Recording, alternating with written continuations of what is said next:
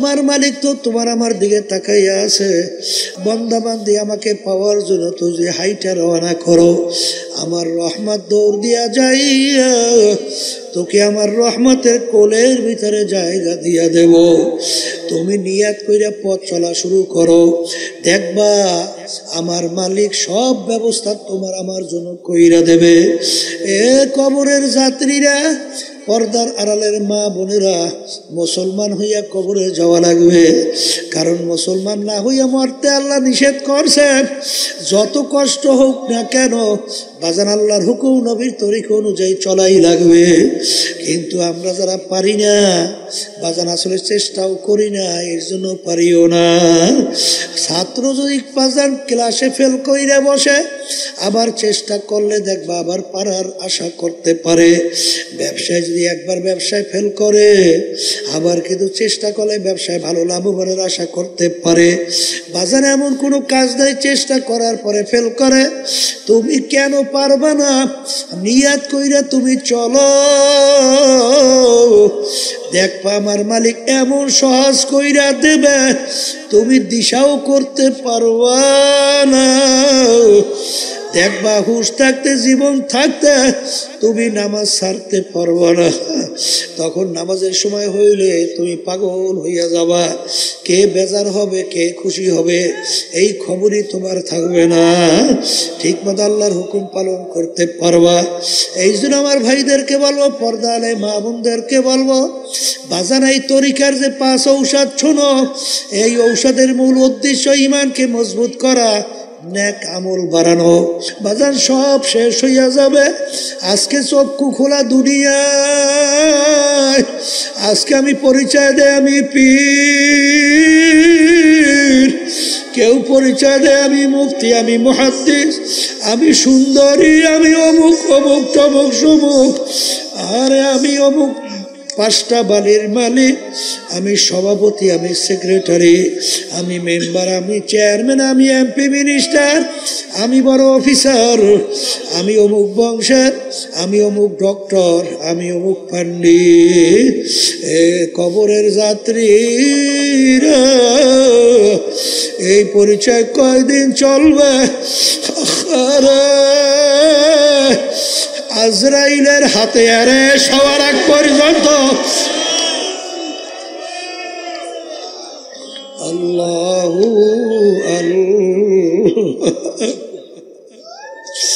বাজান আজাতে অ্যারেস্ট হওয়ার আগ পর্যন্ত এই মাতুকবাড়ি সরদারি চলবে।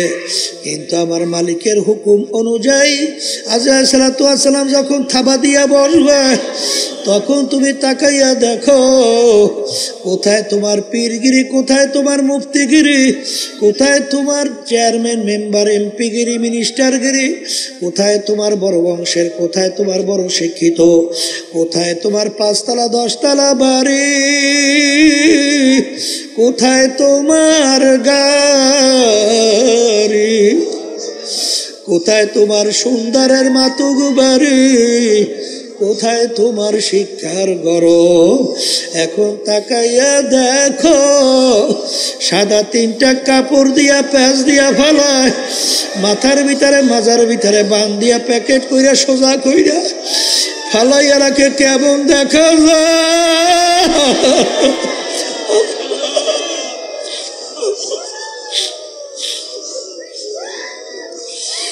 আল্লাহু আল্লাহ।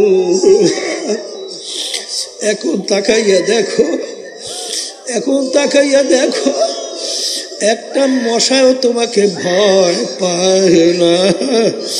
আরে আমার দাদাজান রহমাতুল্লাহি আলাই তার কথা শুনছিলাম। হে ব্যারিস্টার, হে ডিসি, হে কালেক্টর, হে মেম্বার, হে চেয়ারম্যান, হে এমপি, হে মিনিস্টার, আরে তোমাদেরকে একটা কথা জিজ্ঞাসা করি, আজকে তোমাদের বন্দুক নিয়ে পাহারা দেয়, আজকে তোমাদের কত ক্ষমতা, তোমাদেরকে আর দেখলে সেলুট দেয়, বিভিন্ন তোমাদেরকে সম্মান করে। হে কালেক্টর, হে ডিসি, এমপি, মিনিস্টার, যদি তোমাদেরকে বন্দুক নিয়ে পাহারা দেয়, তোমাদেরকে স্যালুট দেয়। তোমাদেরকে জিজ্ঞাসা করি, তোমাদের কি ছোট একটা মশায় কি ভয় করে নাকি? করে না হুজুর, আমাদের কোন মশায় ভয় করে না।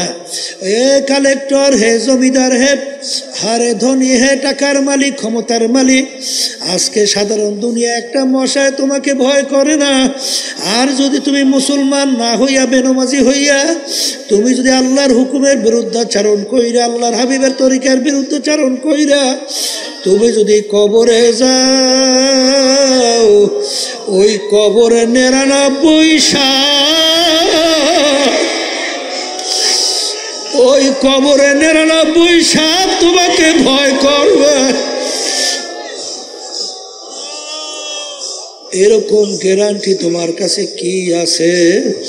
এ কালেক্টর, সোজা হইয়া কবরে যাও, ওই কবরে কিন্তু বন্দুক নাই, পাহারাদারও নাই, কেউ নাই, ওই সাপে কিন্তু তোমাকে ভয় করবে। এ দুনিয়াদার পাগল আমার বাবারা, এ পর্দার আড়ালের মা বোনেরা, একটু মাঝে মাঝে চিন্তা করো, এরপর কবরে রওনা করো। এ দুনিয়াদার পাগল আমার বাবারা, হে পর্দার আড়ালের মা বোনেরা, যদি মুসলমান না হইয়া যদি মৌতের বিছানায় পেটখানা ভাসাও, এখন তাকাইয়া দেখো, আছে ডাক্তার কবিরাজ আসে তোমাকে চিকিৎসার জন্যে, স্যালাইন ঢুকা, ইনজেকশন পুশ করে, কিন্তু যত চেষ্টা করুক না কেন তোমাকে কিন্তু রাখতে পারবে না। ওদিকে মাওলার হুকুম অনুযায়ী আজাইর সালাতু ওয়াস সালাম হাজির হইয়া যাবে। বাজার না ফারমান হইয়া যদি মাওলার হুকুম না মাইনা, আল্লাহর হাবিবের তরিকা অনুযায়ী না চইলা যদি তুমি মৌতের বিছানায় পায়খানা ভাসাইয়া দাও, আর আমার মালিক বলবে আজরাইল, বড় শখ কইরা বান্দা বান্দি বানাইছি, ওদের জন্য আমি এমন মেহমান খানা বানাইলাম, যেই মেহমান খানার নাম হলো বেহেশত, যেই বেহেশতের ভিতরে আমি ওদেরকে সাজাইয়া পরাইয়া দেব। আর আমার এই কুদরাতি কলিজারা ঠান্ডা হইয়া যাবে। কিন্তু ওরা আমার হুকুমের, ওদেরকে আমি বলছিলাম মুসলমান না হইয়া কেউ মরিস না, ওরা তো মুসলমান না হইয়া মৌতের বিছানায় পেটখানা বাসাইছে। এ আজরাইল, আরে ওকে জাহান্নাম না দেখাইয়া মৌত করিও না। যে নিজের নফসের পরিচয় লাভ করতে পারবে, সে আমার মালিকেরও পরিচয় পাইয়া যাবে। এই জন্য আমার বাজানদেরকে বলবো, আল্লাহর ওলিদের ইতিহাস পইরা দেখো, সাহাবায়ে কেরামদের ইতিহাস পইরা দেখো, তারা নফসের সঙ্গে কিভাবে জেহাদ করছিল বাজান। আর তুমি আর আমি যদি নফসের গোলাম হইয়া যাই, এক পর্যায়ে তোমাকে নিয়ে জাহান্নামে ফালাইয়া দেবে বাজান, আর বুঝি ওখান থেকে উঠতে পারবা না বাজান। শত্রু কিন্তু মিঠা মিঠা কথা বলে, কিন্তু শত্রুও কিন্তু মিঠা মিঠা কথা বলার মাধ্যমে তোমাকে কিন্তু ধ্বংস করবে।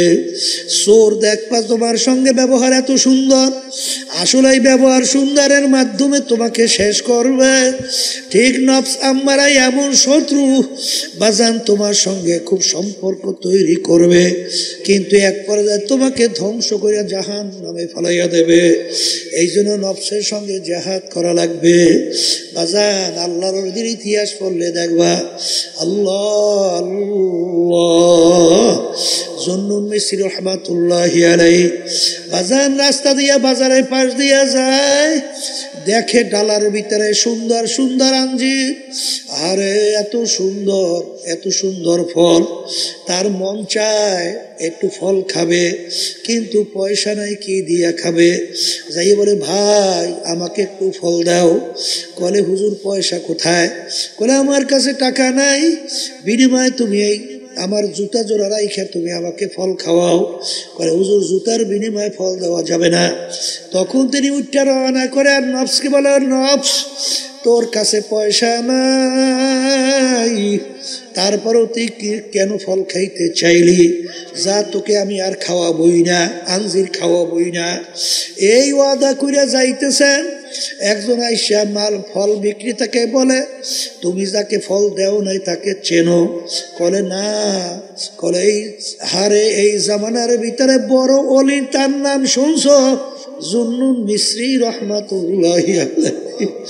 এই কথা শুই না ফলের মালিক ডালাসহ তার পিছনে দৌড়ায়।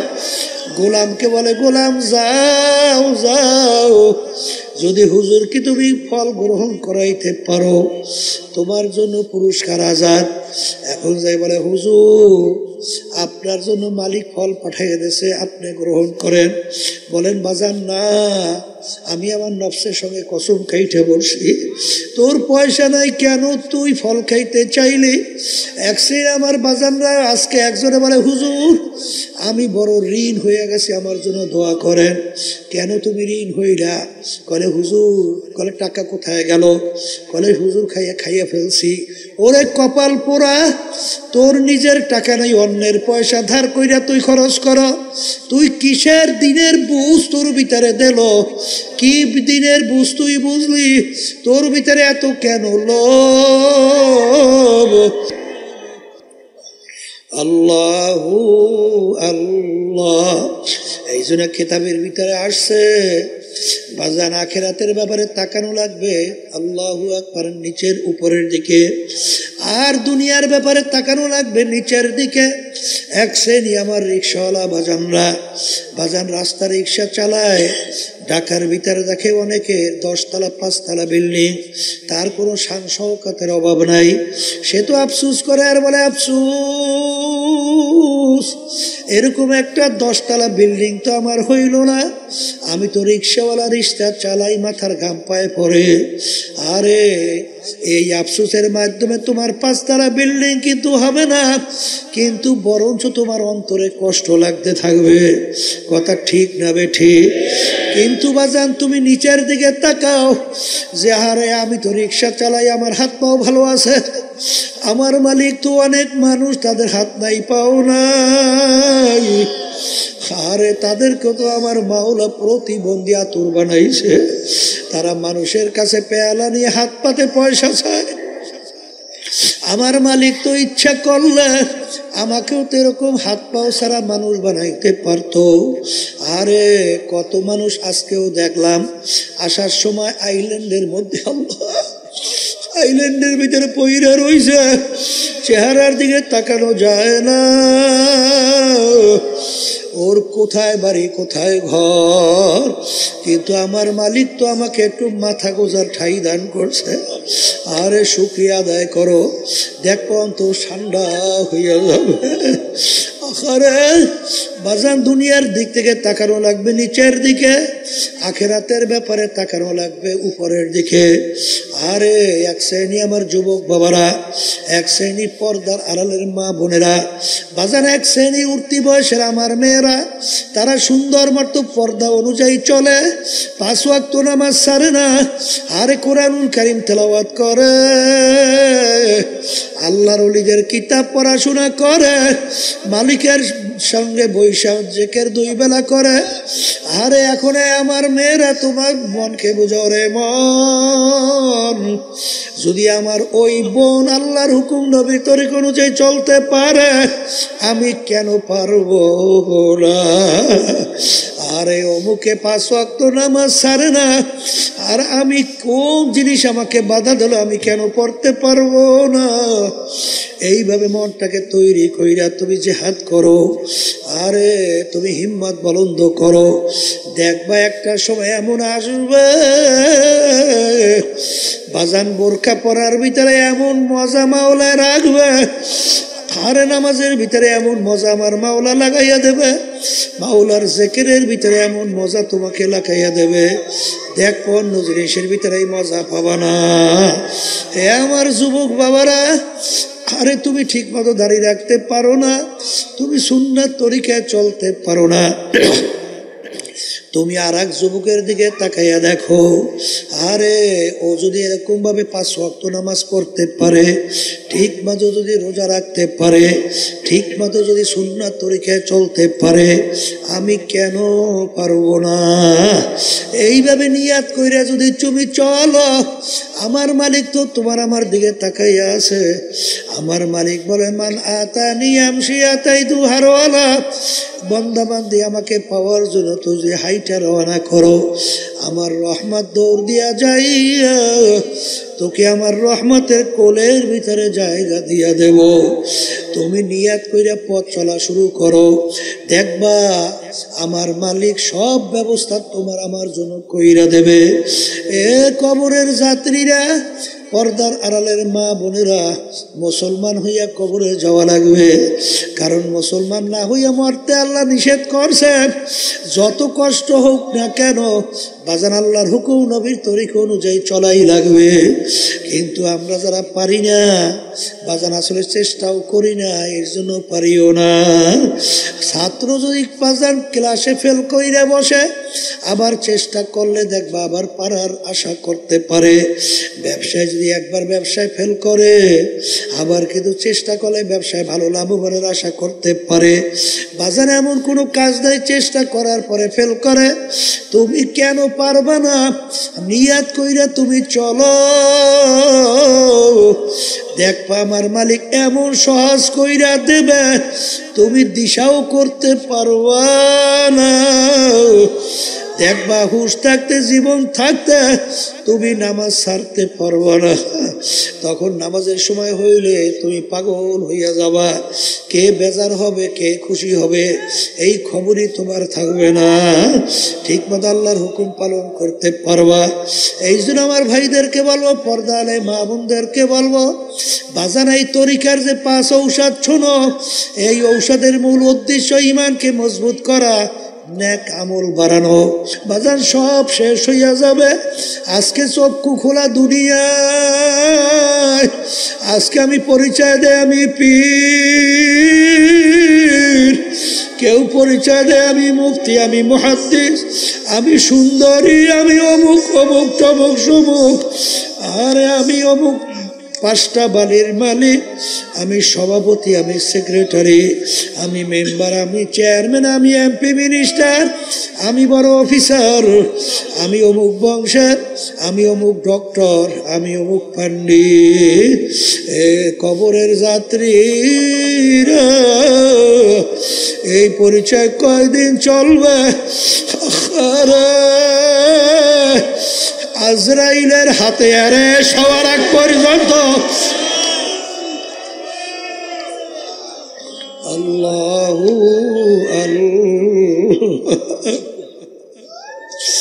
বাজান আজাতে অ্যারেস্ট হওয়ার আগ পর্যন্ত এই মাতুকবাড়ি সরদারি চলবে। কিন্তু আমার মালিকের হুকুম অনুযায়ী আজরাইল সালাতু ওয়াস সালাম যখন থাবা দিয়া বসবে, তখন তুমি তাকাইয়া দেখো কোথায় তোমার পীরগিরি, কোথায় তোমার মুফতিগিরি, কোথায় তোমার চেয়ারম্যান মেম্বার এমপিগিরি মিনিস্টারগিরি, কোথায় তোমার বড় বংশের, কোথায় তোমার বড় শিক্ষিত, কোথায় তোমার 5 তলা 10 তলা বাড়ি,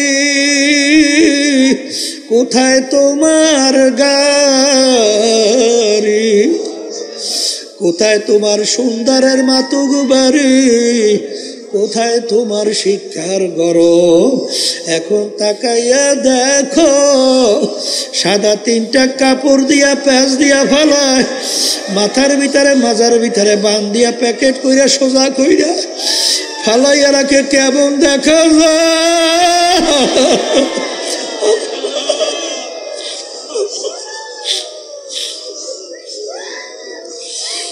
আল্লাহু আল্লাহ। এখন তাকাইয়া দেখো, এখন তাকাইয়া দেখো, একটা মশাও তোমাকে ভয় পায় না। আরে আমার দাদাজান রহমাতুল্লাহি আলাই তার কথা শুনছিলাম। হে ব্যারিস্টার, হে ডিসি, হে কালেক্টর, হে মেম্বার, হে চেয়ারম্যান, হে এমপি, হে মিনিস্টার, আরে তোমাদেরকে একটা কথা জিজ্ঞাসা করি, আজকে তোমাদের বন্দুক নিয়ে পাহারা দেয়, আজকে তোমাদের কত ক্ষমতা, তোমাদেরকে আর দেখলে স্যালুট দেয়, বিভিন্ন তোমাদেরকে সম্মান করে। হে কালেক্টর, হে ডিসি, এমপি, মিনিস্টার, যদি তোমাদেরকে বন্দুক নিয়ে পাহারা দেয়, তোমাদেরকে স্যালুট দেয়, তোমাদেরকে জিজ্ঞাসা করি, তোমাদের কি ছোট একটা মশাই কি ভয় করে নাকি? করে না হুজুর, আমাদের মশাই ভয় করে না। হে কালেক্টর, হে জমিদার, হে হারে ধনী, হে টাকার মালিক, ক্ষমতার মালিক, আজকে সাধারণ দুনিয়া একটা মশাই তোমাকে ভয় করে না। আর যদি তুমি মুসলমান না হইয়া, বেনমাজি হইয়া, তুমি যদি আল্লাহর হুকুমের বিরুদ্ধাচারণ কইরা, আল্লাহর হাবিবের তরিকার বিরুদ্ধাচারণ কইরা তুমি যদি কবরে যাও, ওই কবরে 99 সাপ, ওই কবরে 99 সাপ তোমাকে ভয় করবে। এরকম গ্যারান্টি তোমার কাছে কি আছে? এ কালেক্টর, সোজা হইয়া কবরে যাও, ওই কবরে কিন্তু বন্দুক নাই, পাহারাদারও নাই, কেউ নাই, ওই সাপে কিন্তু তোমাকে ভয় করবে। হে দুনিয়াদার পাগল আমার বাবারা, হে পর্দার আড়ালের মা বোনেরা, একটু মাঝে মাঝে চিন্তা করো, এরপর কবরে রওনা করো। হে দুনিয়াদার পাগল আমার বাবারা, হে পর্দার আড়ালের মা বোনেরা, যদি মুসলমান না হইয়া যদি মৌতের বিছানায় পেটখানা ভাসাও, এখন তাকাইয়া দেখো, আসে ডাক্তার কবিরাজ আসে তোমাকে চিকিৎসার জন্য, স্যালাইন ঢুকায়, ইনজেকশন পুশ করে, কিন্তু যত চেষ্টা করুক না কেন তোমাকে কিন্তু রাখতে পারবে না। ওদিকে মাওলার হুকুম অনুযায়ী আজাইর সালাতু ওয়াস সালাম হাজির হইয়া যাবে। বাজার না ফারমান হইয়া যদি মাওলার হুকুম না মাইনা, আল্লাহর হাবিবের তরিকা অনুযায়ী না চইলা যদি তুমি মৌতের বিছানায় পাটখানা বাসাইয়া দাও, আর আমার মালিক বলবে আজরাইল, বড় শখ কইরা বান্দাবান্দি বানাইছি, ওদের জন্য আমি এমন মেহমানখানা বানাইলাম, যেই মেহমানখানার নাম হলো বেহেশত, যেই বেহেশতের ভিতরে আমি ওদেরকে সাজাইয়া পরাইয়া দেব। আর আমার এই কুদরতি কলিজারা ঠান্ডা হইয়া যাবে। কিন্তু ওরা আমার হুকুমের, ওদেরকে আমি বলছিলাম মুসলমান না হইয়া কেউ মরিস না, ওরা তো মুসলমান না হইয়া মৌতের বিছানায় পেটখানা বাসাইছে। এ আজরাইল, আরে ওকে জাহান্নাম না দেখাইয়া মৌত করিও না। এ আল্লাহর বান্দারা শোনো, এ পর্দা আলে বাবুনেরা শুনে রাখো, আজাইর সালাতু ওয়াস সালাম আসবে, তার মাথা আসমানে, পাও তার জমিনে, এক হাত মাশরিকে এক হাত মাগরিবে, দুনিয়া জোড়া তার শরীর,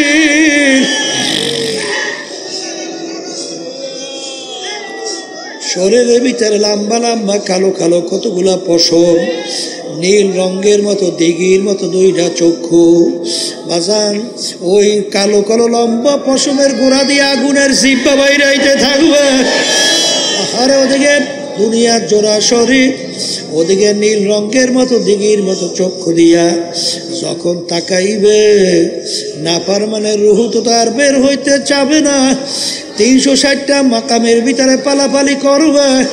আজাইর সালাতু ওয়াস সালাম বলবে, ওরে খবিস, আহারে আজীবন হারে দুনিয়ার ভিতরে স্বাধীনতা পাইয়া, আহারে আল্লাহ আল্লাহ, আমার মালিকের সমস্ত নেয়ামত ভোগ কইরা, আমার মাওলার দেওয়া নেয়ামত চক্ষু দিয়া দেখছো, আমার মালিকের দেওয়া নেয়ামত জবান দিয়া কথা বলছো, আমার মালিকের দেওয়া নেয়ামত ব্রেন দিয়া পড়াশোনা করছো, আমার মালিকের দেওয়া নেয়ামত ব্রেন দিয়া ব্যবসা বাণিজ্য করছো, আমার মালিকের দেওয়া নেয়ামত ব্যবসা বাণিজ্য করিয়া সম্পদ গুছাইছো, টাকা পয়সা গুছাইয়া বড় লোক হইছো, অমুক হইছো, তমুক হইছো।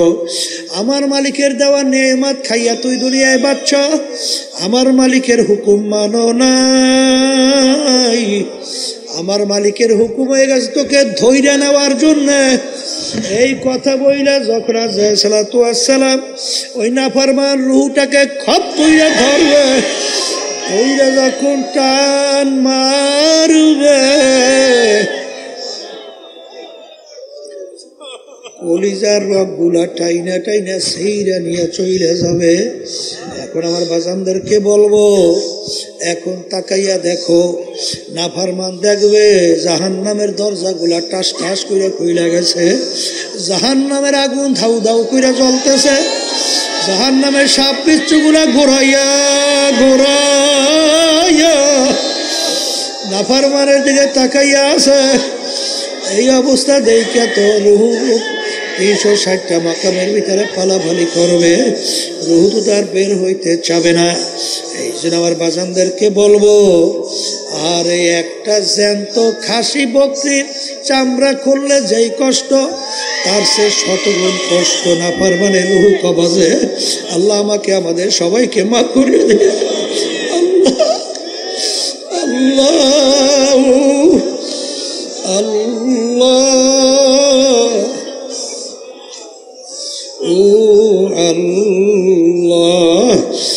আর যদি দিনদার হইয়া বাজান মউতের বিছানায় শুইতে পারো, আরে মায়ের বুক যখন সন্তান দুধ পান করে, মায়ের দুধ বুকের থেকে বাইর হইয়া গেলে মা যেরকম অনুভব করতে পারে না, এরকম হারে মুমিন বান্দা বান্দীদের রুহু এইভাবে বের হইয়া যাবে।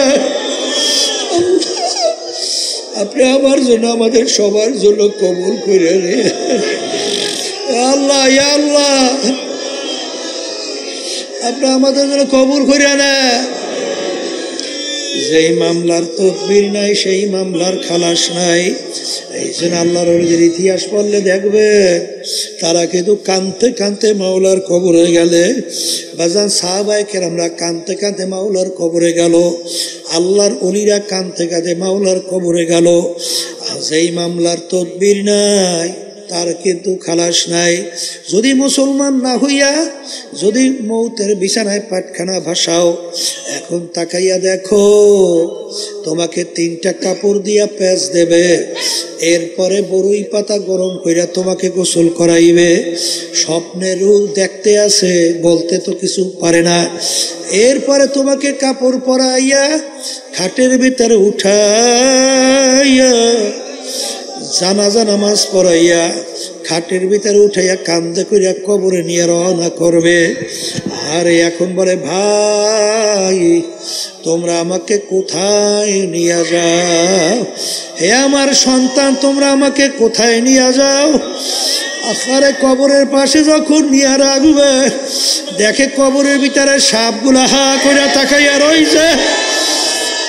আরে দেখে কেউ আমার কথা শুনে না, গুরুত্বও দেয় না।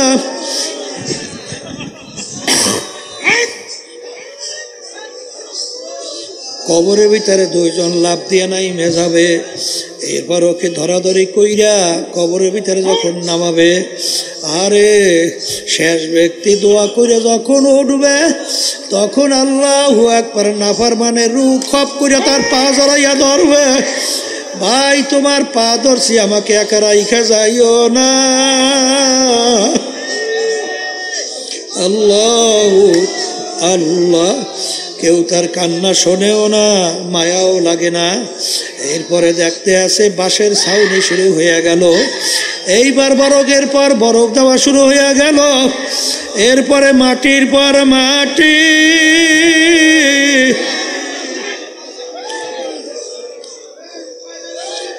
কবর অন্ধকার হইয়া আসতে আসে। এখন তাকে কোনো উপায় পায় না, কেউ তো আমার কথা শুনলো না। এখন দিক বিদিক হারাইয়া এখন আল্লাহকে ডাকে, আল্লাহ আল্লাহ আল্লাহ আল্লাহ। আমার মালিক বলবে, ওরে নাফরমান, দুনিয়ার ভিতরে স্বাধীনতা পাইয়া যেরকম তুই আমাকে ভুইলা গেছিলি, এইভাবে তোকে আমি ভুইলা গেলাম, তুই আমাকে ডাকবি। একবারও আর তোর ডাকে সারা দিব না। আল্লাহ রাব্বুল আলামিন বলে, হে কবরের মাটি, নাফরমান আমার সমস্ত নেয়ামত খাইয়া আমার হুকুম মানে নাই। এ কবরের মাটি দুই পাশ থেকে এমন ভাবে চাপ মারো,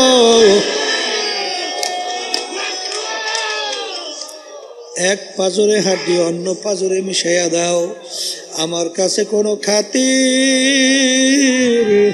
হবে না। এই জন্য আমার বাজানদেরকে বলবো, এই মাহফিলে যখন মালিক নিয়ে আসছেন, দিন কিন্তু পরিপূর্ণ, দিনের ভিতরে আমার মালিক পুরা ঢুইকে তারপর মরার জন্য বলছেন। বাজান ভালো করে পরীক্ষা কইরা দেখো, যারা সহি তরিকার সঙ্গে জড়াইয়া আছে, দিন আর দিন আল্লাহর ফজরে তাদের দিল নেকের দিকে ঝুঁকতেছে, গুনার থেকে ফিরতেছে। আমি বাজানদেরকে বলবো, দলাদলি বুঝি টুঝি না বাজান, আমাদের উদ্দেশ্য হইল ইমানকে মজবুত করা, নেক আমল কইরা আমার মালিকের হুকুম মাইনা নবীর তরিকা অনুযায়ী চইলা তারপর কবরে রওনা করা লাগবে।